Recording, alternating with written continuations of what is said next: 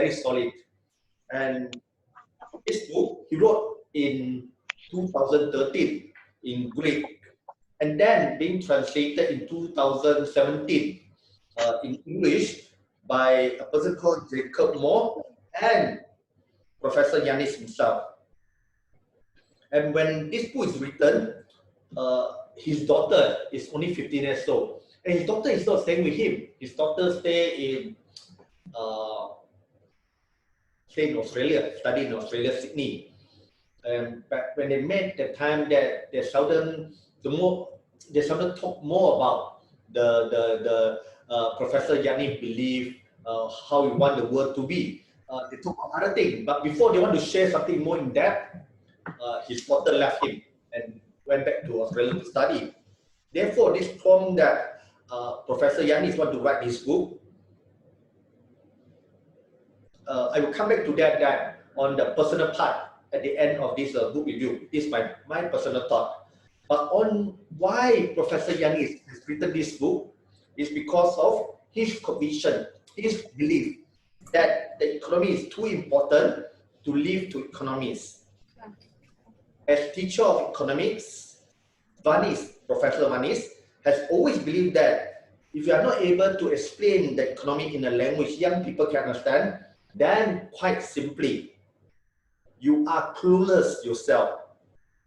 In fact, what I say is right. You can't explain a law, a legal terms, a legal contract, a legal philosophy in a simple language that a non-lawyer, a lay person can understand.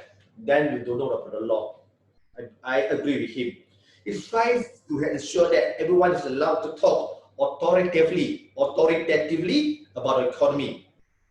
And this would be a prerequisite for a good society and a precondition for an authentic democracy. And one interesting aspect about this book is, even though it's told about this, the history of capitalism, you can't find the word capital. You can't find the word capitalism in this book. Instead of using this capitalism or capital, he used other words. Something like this, market society, to replace the word capitalism. He used the word machinery to replace the word called capital. This is something that he don't use legal jargon, no, he don't use economic jargon in this sense. And how should I start? Yep. And let me turn to the next one. Yep, this is how the story begins in this book. Doctor asked him, the daughter is Zina. Daughter is Zina. Zina means stranger, no? Zina, very funny name. Zina in Greek means stranger. He wants his daughter to look from as a foreigner. Normally, refugee, foreigner, you look from the different angle. From outside, you look back to Greece. Therefore, he named his daughter as Zina. Zina asked his dad a question. Why there are so much inequality that is humanity that stupid? Instead of straight away answer the question, what Yanis had done is email address on. What Yanis had done is he asked a different question instead. He asked the question that, Zina, why didn't the Aborigines in Australia invade England? And this is how the whole story about this book begins. I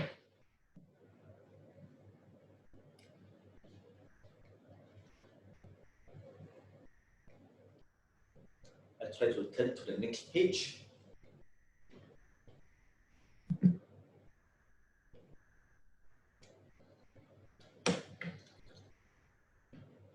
A very long time ago,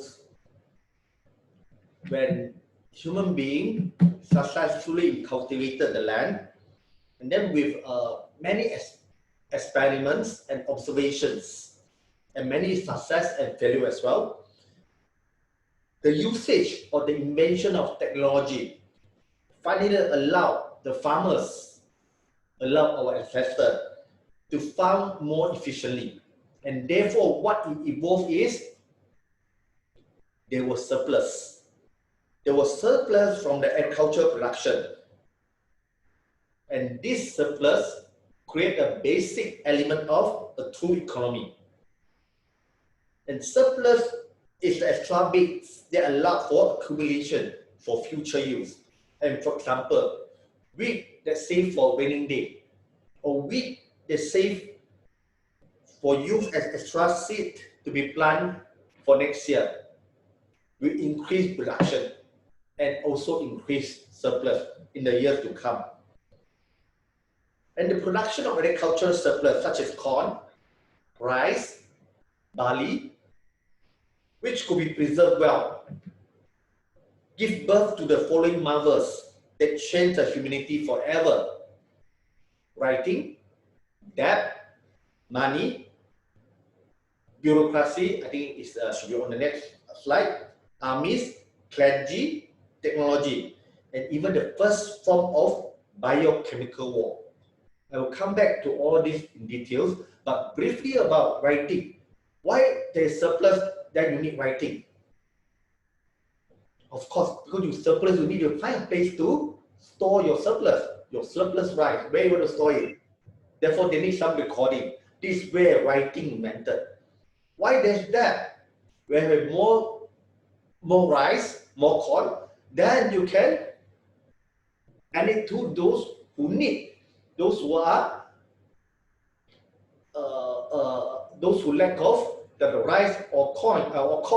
Therefore, this is what debt, credit, debtor and creditor relationship established. And why there's money? When you have surplus, you want to lend the surplus coin to the third party. And how it was invented long time ago, use a method. A method easy to carry around. Or they register in the wall. And this is what happened in Mesopotamia. Mesopotamia is an ancient civilization based in Iraq, located in Iraq, the whole Iraq and Kuwait and plus other neighboring countries. And they write on the wall those money that travel around. It's just like they create from nothing. But they know that this surplus thing, there's a stock on that. Therefore, they create money at the time. And because you have surplus, they need someone to protect them so that the entire community or village won't be attacked by those who are hungry. Therefore, you need a state, you need army. When you have army, when you have state, when you have surplus, then there's a religions. All religion talk about donations. All religion talk about this contribution. This is where clergy means religions, all come into place. Of course, with surplus, you put in the store in the granary, or you store in somewhere else, but we are taking care. It breeds bacteria, it breeds virus. It become what? Or those some who use it as a biochemical weapon. It happened in our ancient history. I remember that this when the Euro, the British, the Spanish, when they invaded the US, the Red Indian who does not have immunity to some small pox virus, for example like chicken pox, those from Spanish and those from British, they actually use that virus, hide in the blanket, keep in the blanket and give blanket to them. This is another form of biochemical war. And all these things come from surplus. This the first introduction of this book. Why there's a true economy? Because there's a surplus. Now come back to the questions that the doctor asked. Why there was inequality, and answered by the father in the question form. Why didn't the Aborigine in Australia invade England? The answer was surplus. There was more surplus in Britain than in Australia during the time that where Aborigine control or occupy Australia. From the agriculture surplus, as I said before, they emerged writing that money, states, and they emerged technologies and army. Simply put, the geographical conditions in Eurasia, it means that Europe and Asia, where the nature of the land and the climate meant that the agriculture and surplus and all that went with it took hold with great force, leading to the emergence of rulers of state in command of the army, equipped with technologies such as gun and make more later the biochemical weapon they carried in their bodies and on their breath. Unlike Australia, those British which came from Europe has been forced by the climate and need to generate large surplus, and all that come with them from sea-going vessel to biochemical weapon. As a result, when they arrived on the Australian coast, the Aborigine didn't stand a chance. And this is how Professor Yanis explained to his daughter in what way that an economy come into place, which means surplus.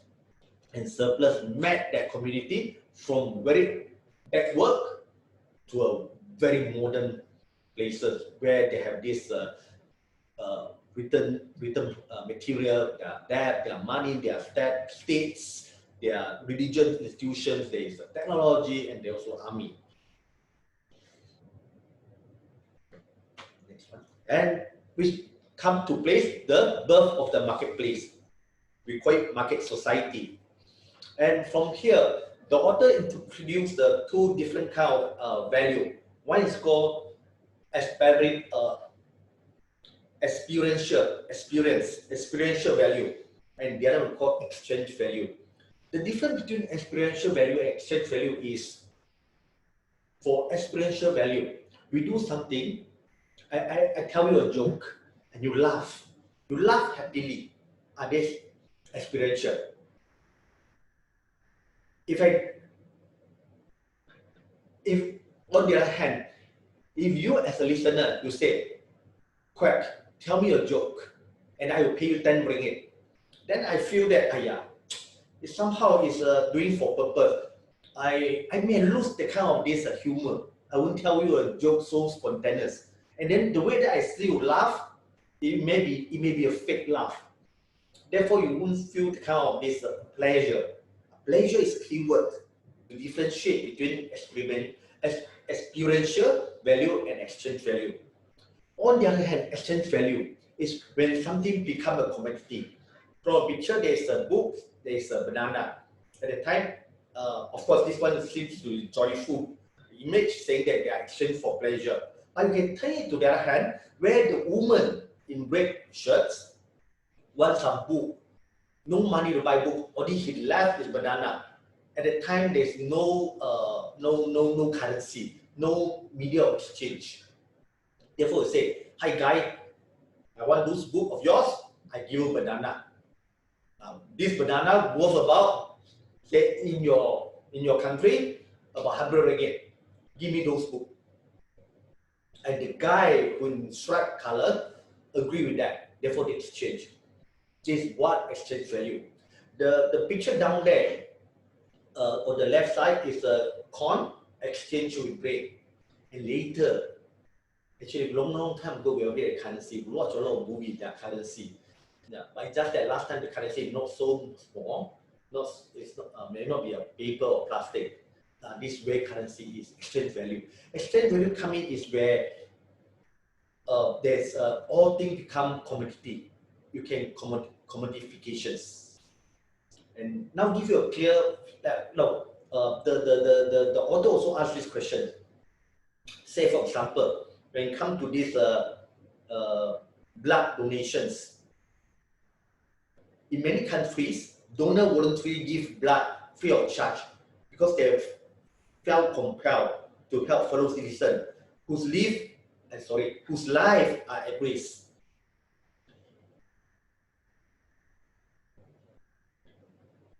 In other countries, donors are compensated for blood they give with money. Therefore, the question is, which country, the one that donating blood voluntarily or the one that donating blood in exchange for money, which one that you get more quantity of blood donation, blood being donated? And the answer is, of course, you know, is on the voluntary side. It has been observed that when blood donors are paid for the blood they donate, the quantity of blood collected is significantly smaller than it is in a country where blood is donated voluntarily without payment. Many blood donors take pleasure from the idea of giving blood.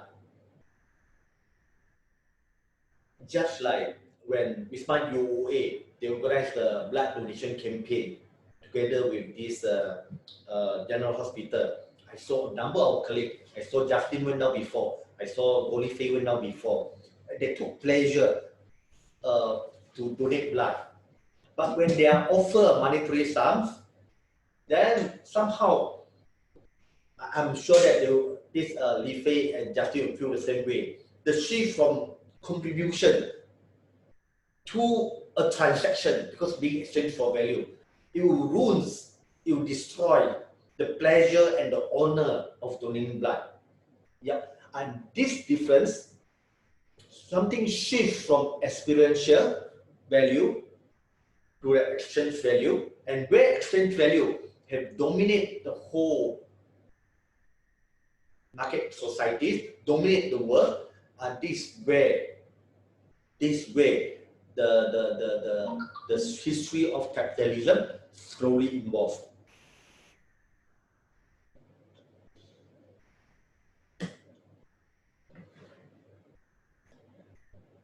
Over the past 200-300 years, our society has transitioned to a different phase of human history, and more of our products have turned into commodities, while an increasing smaller share of our productive effort has ended up with produce good for personal consumption.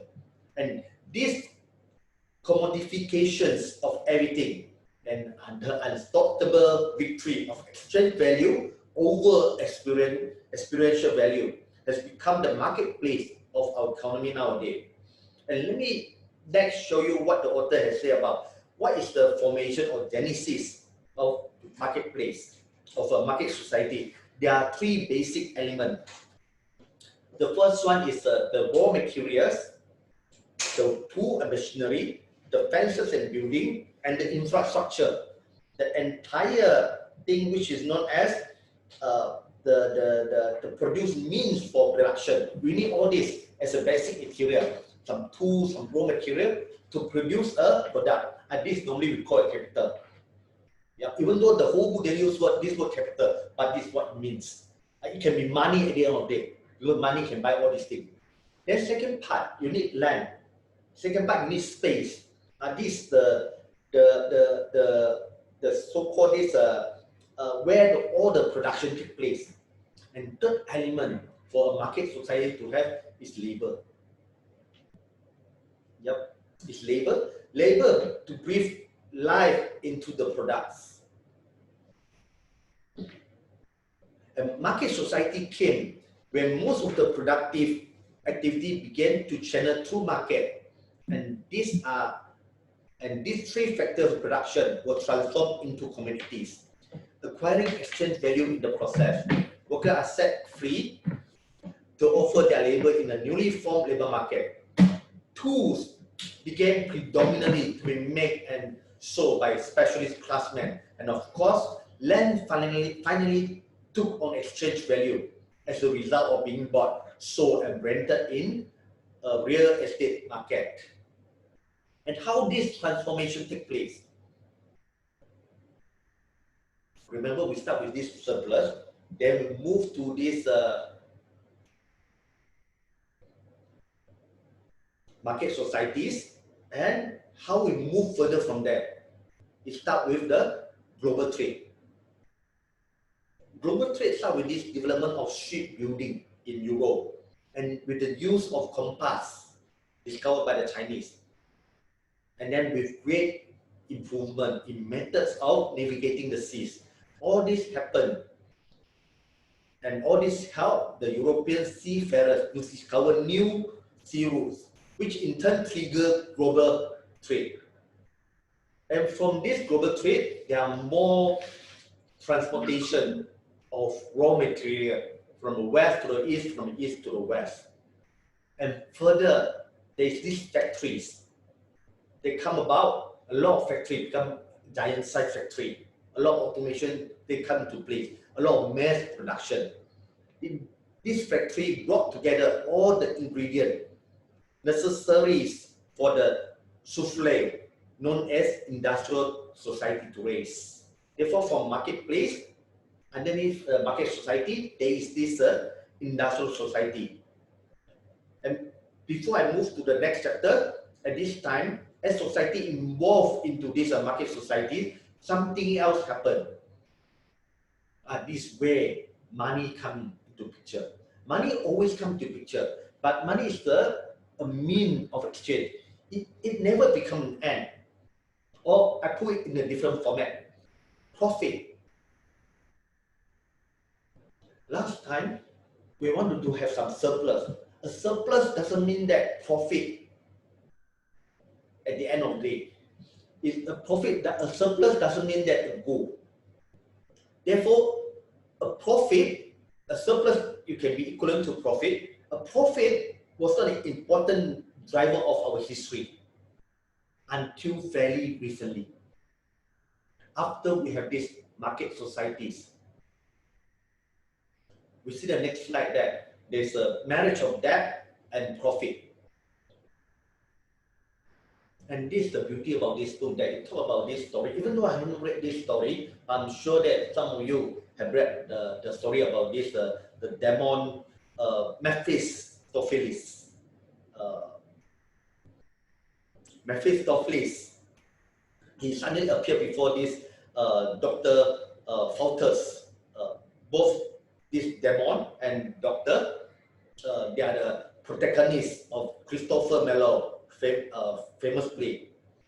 Mephistopheles approaches Dr. Faustus with a tempting proposal.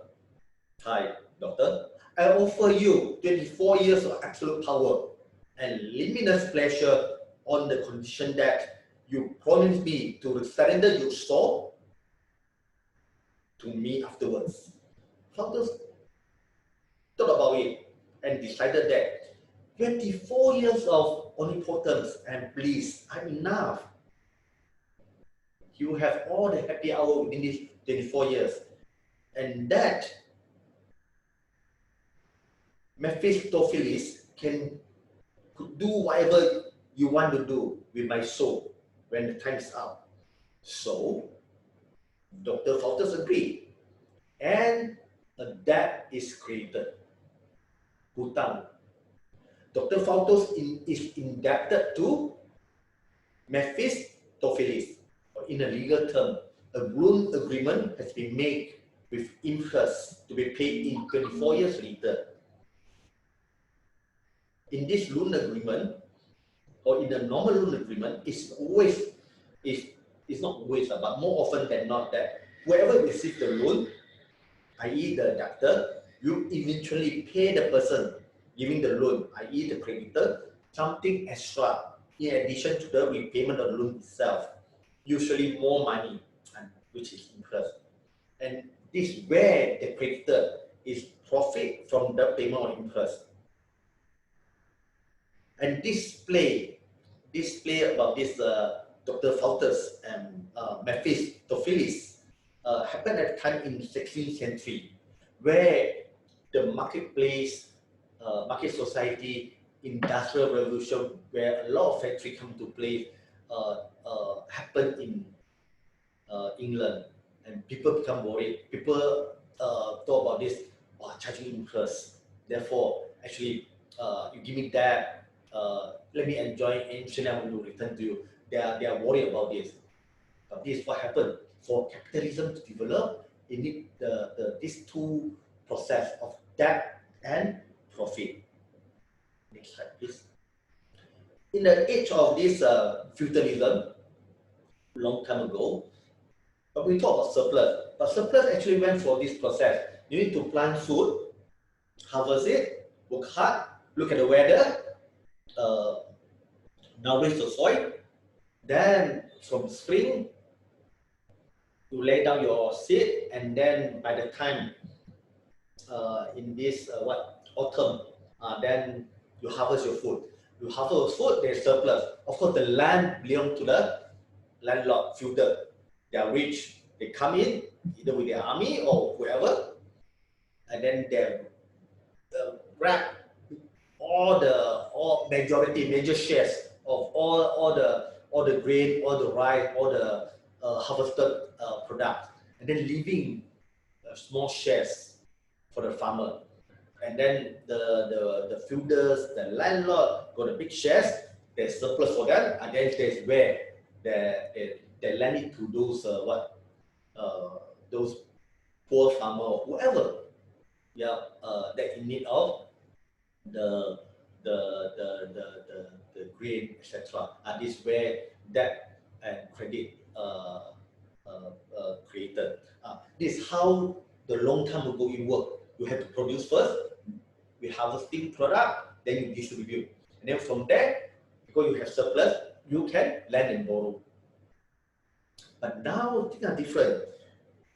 When the land and labor could be commodified, then instead of the distribution of surplus come after production, distribution began before production had even started. But how was this possible? You don't produce, then how you distribute? But this is how the history of capitalism developed. We will call that in this book, there is the serf. Serf normally is a slave that work in the agriculture labors. After the Industrial Revolution, after market society developed, they were being kicked out. They were kicked out from the land. The whole land become, they planted more on this sheep, they planted more on the rice, etc. And then this serf, what they can do? And some of the serf, what they do is, what we call it former serf, what they do is, they rented the land back from the landowner. They tell landowner that I will supervise the production of the wool and crops that could be sold for profit. So this former serf, they pay rental to the landlord and wages to the few laborers that they hire.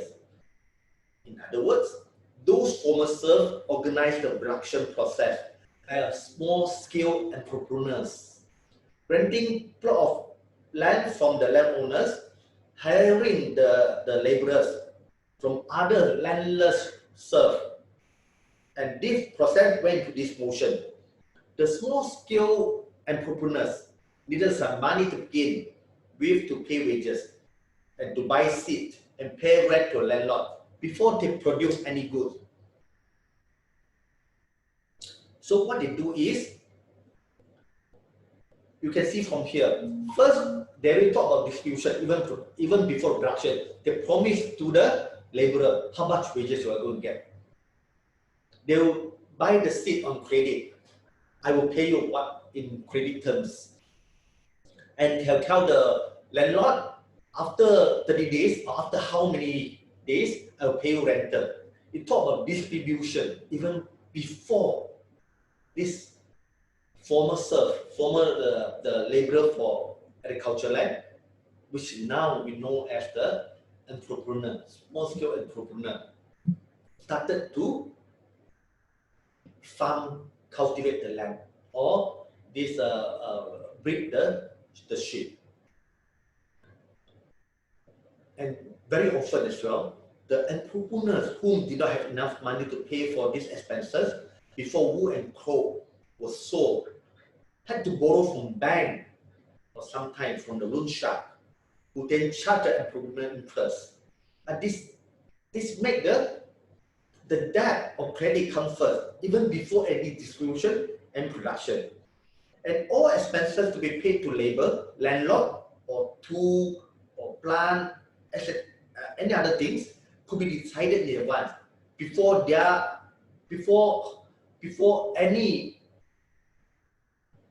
any of these production come to place. And hence, the only person who didn't know how much he would end up with after everyone got their pay was the entrepreneur himself. And this has turned the debt into a primary factor and the essential lubricant of the production process. This is how profit becomes an end in itself. For without it, the new entrepreneurial classes could not survive. In fact, it was coal. No, sorry. In fact, it was not coal. It was not coal. It was that. It was that the real fuel that powered the engine of industrial revolution, generating mountain of wealth for the few and unspeakable misery for the rest. In a market society, all wealth is nourished by debt, and all the unimaginable riches they are created for the past century ultimately owe their success and existence to debt, hutang. Debt, as remember from the story about this Dr. Faultus has shown us, to market societies it was hell, to Islam it was hell, to Christian, but it was indispensable, even though it was unpleasant. And now I show the next chapter on this book is on this the black magic of bank. We will talk about this debt, credit, definitely interest, loan agreement. Straight away we'll talk about banks. All of you have dealt with bank. And you know that there is some form of interest. It was not allowed under this under Quran. Therefore, we have this Islamic banking. But the profit element is there. And before the author start with this, the black magic of banking, the author note down a very important message. It goes in this way: like any ecosystem, a modern economy cannot survive without recycling. Workers must recycle their wages by spending them in shops. And the shop owner recycle their revenue by spending the money they receive from the shop, by spending those revenue on their workers, on their salary. And this way, both will survive. So, when the recycling breakdown in the economy, which had happened just about 3 months ago, 18th of March, there is a partial lockdown, movement control order. There is no recycling. And what happened? There will be a price that we end up with a crisis that will result in poverty and deprivation. And this is what happened, and that's true. We experienced that. Now we'll come back to this, we talked about this small scale entrepreneurs just now. The entrepreneur who operate his startup business with distribution to the money to all the landlord, to all the laborers and those suppliers for the tools before any production. And he survived definitely on this borrowing. He will borrow an exchange value from the future and drag it to the present. It is something that you see that in 5 years' time, he will make profit. Therefore, he will tell the bank, lend me certain sum in 5 years. I will pay you interest in these 5 years, but give me the money now. and make full repayment in 5 years' time plus interest. Therefore, he get the exchange value in 5 years' time to present. He take the money now. And the author described this entrepreneur as a time-traveling opportunist. And banker is the travel agent. And the question being posed, where the bank find the loan sum, say the loan sum is ringgit 1 million, to lend to the entrepreneurs? Is it from those depositor who deposit fixed deposit with the bank? The answer is no. The bank does not function just as a saving bank for a very, very long time. It was a part, not now, not since the market society has established in the 16th century. The right answer is, as shown in the PowerPoint presentations, the slide there, from nowhere. The bank created this 1 million from nowhere, out of the thin air. It's something that I don't quite understand. Therefore, I read again. Yep, the author emphasized from nowhere.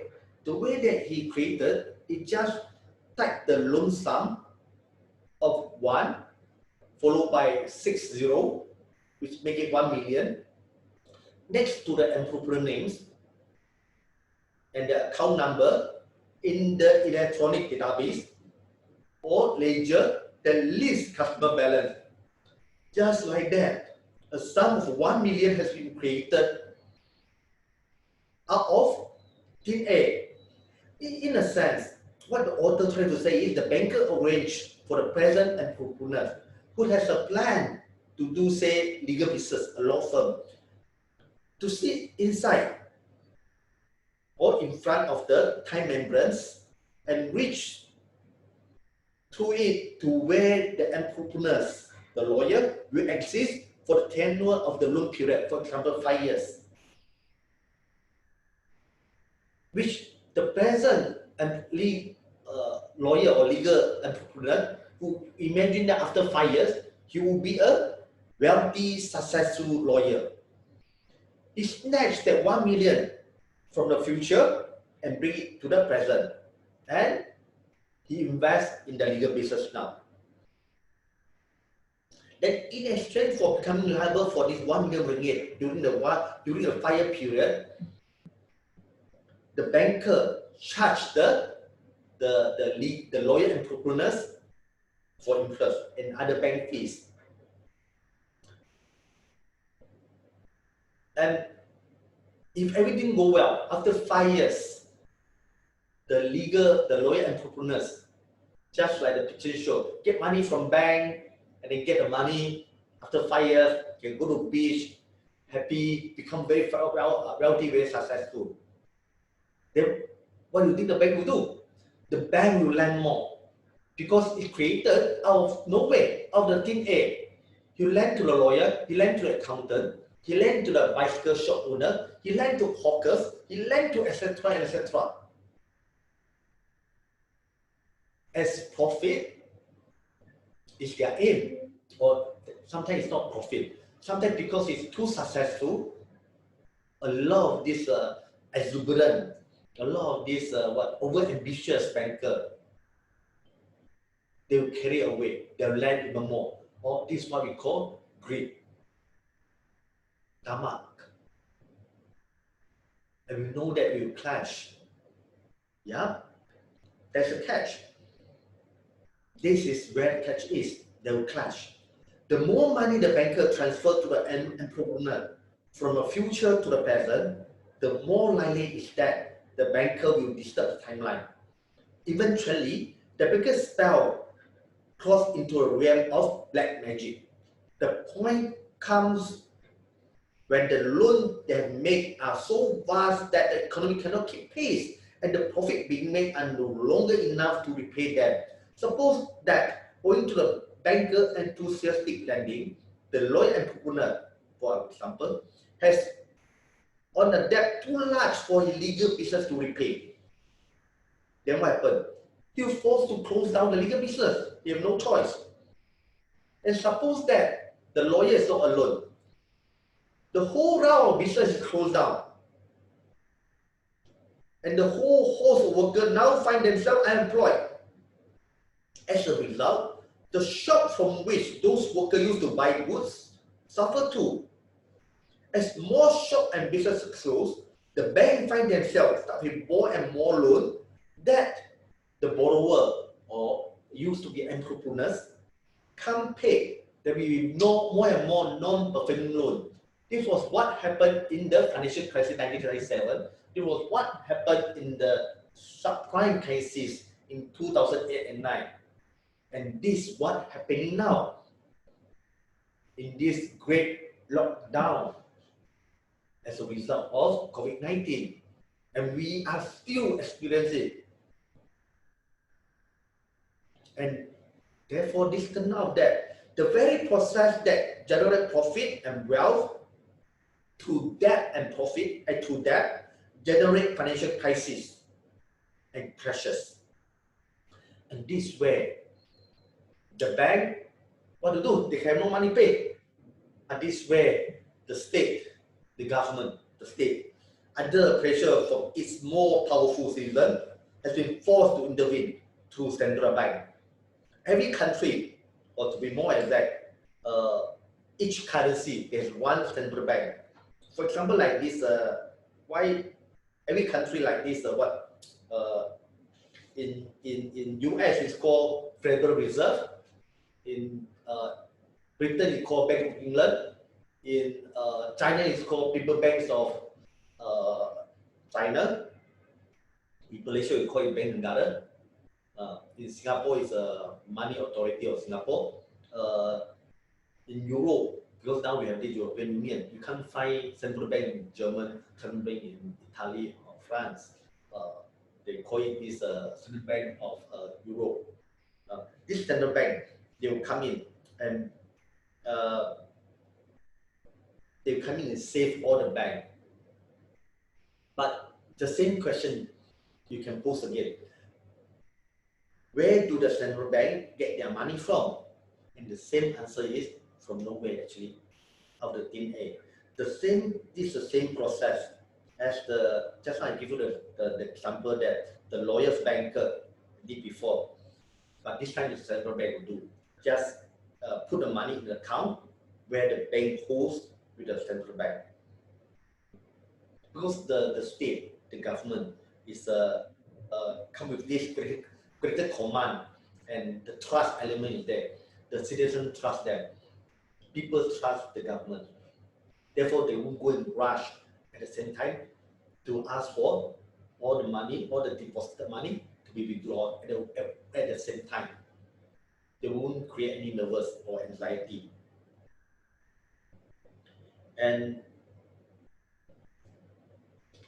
the government will keep this promise, or the central bank will keep this promise until the system, the bank system become healthy. I will come back just for a short while on how the bank system can become healthy. However, if there's no trust on this central bank, then the government will come in. And the government normally come in, they say that, okay, don't worry, all your savings are all guaranteed by the government. Then where the government got money? The government can only raise money through a private debt, through a public debt, or through something known as this bond issuance. After one MDB incident, we know that government through the machinery, they can raise fund, public debt. And how they raise public debt, also the same thing. They raise it from the IMF or World Bank, etc., or some other country which are richer. Also the same thing from nowhere out of the thin air. And this is how you work. What this one mean by the black magic of banking. And just what I said that this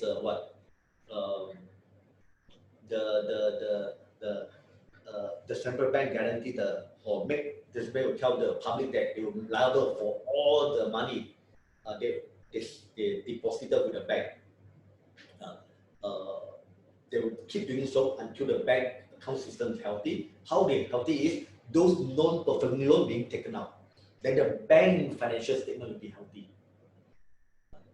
In other words, those non-performing loans, which means that some will be bankrupt, some will be wiping out, definitely all are bad debt, or some of this bad debt will be forgiven with and a lesson learned, then move ahead. This is how the whole market works.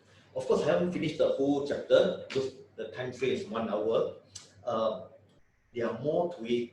Is on this the talking about labor, talking about this the how money flow around, how the collective thinking is a bandwagon thinking. If someone think that the economy will fall, then everybody think that the economy will fall as well. It's just like 2020, when because of this MCO, there's no recycling for three months. Therefore, everybody said that, hey, better save money, don't spend. Everybody think about that, then no money spent in the shop. When no money spent in the shop, then less worker the owner want to hire. And this recycle, the cake being contracted, being shrink, becomes smaller and smaller. And this is what happened to our economy. Now, I will end here to introduce book because normally book sharing won't tell you everything about the book. It just show you that why this book interesting. Yep, this is a comment by this Observer's newspaper. Observer newspaper thought that this book is provocative, challenging, and yet non-patronizing analysis of the global economy. It shows what it is, how it came to be, and why it can never be apolitical. Apolitical means that you are not politics. What it trying to say that our economy actually is driven by politics. By using ancient myth, contemporary culture, and family stories, Varoufakis make the text intimate and accessible. Yes, indeed, indeed. Yeah, beside the Mephistopheles and this Dr. Founder's story, you have others, for example, like this, even the Matrix, the movie. Some of you may have watched the movie. It show is lively and use the layman language which we can understand. I was a reader. I'm still a reader of this book. I enjoyed the reader and the pace of the writing. I could feel that when reading this book, the author was talking about, the author was sharing his knowledge about market societies and economies to his teenage daughter, a teenage daughter who don't know anything about economy. I do know something about economy. I studied economy before. I'm sure that my colleague here, many of you don't know anything about economy. Therefore, this book is just right for the beginners. And the simple language used, and often in the dialogue style, and with many stories and recollections from history book, children's stories, and movie, the author did attract my attentions. And I respect the courage and honesty of the author to put forward his thoughts so solidly against gigantic enterprises that monopolize economy and entrepreneurs that were swallowed by greed.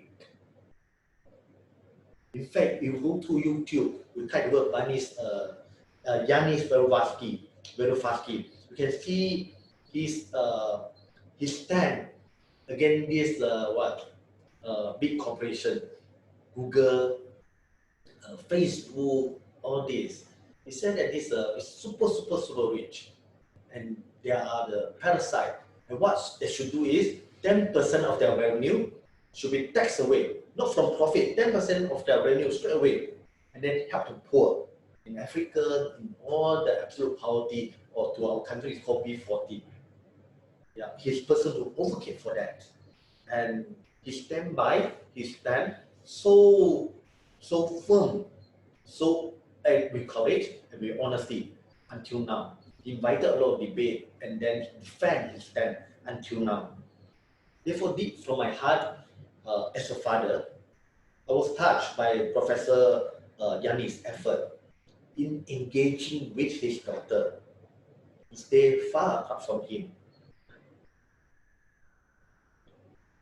Besides making sure that this book about capitalism could be understood by everyone, Vanis, or Professor Vanis, would like to let her daughter know about his belief and conviction and about his effort in striving a better world for his daughter.